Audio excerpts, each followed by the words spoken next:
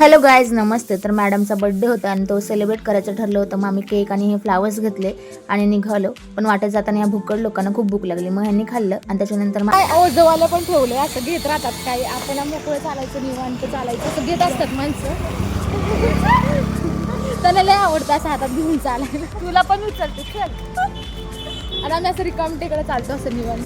मग नंतर क्लासवर गेलो आणि दीदीने हा बोका सगळ्या मुलींवर लक्ष ठेवायला ठेवलाय. पण मी थोडी माझी सेटिंग लावत होते. मग त्याच्यानंतर मस्तपैकी बर्थडेची तयारी केली. सगळ्या लपून बसल्यात, बघू शकता तुम्ही. गाईज हे बघा, इथं सगळ्या लपून बसल्यात.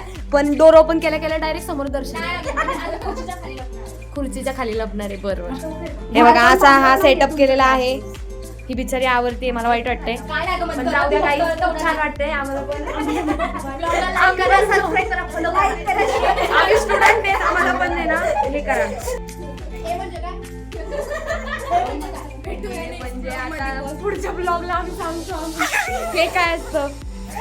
आणि आम्ही सगळेजण इथं लपून बसलो होतो, कारण आम्हाला दीदीला सरप्राईज द्यायचं होतं. आणि जे पण सरप्राईज वगैरे दिलं ते मी पुढच्या ब्लॉगमध्ये टाकले. तोपर्यंत ह्या व्हिडिओला लाईक करा आणि असंच प्रेम देत राहा.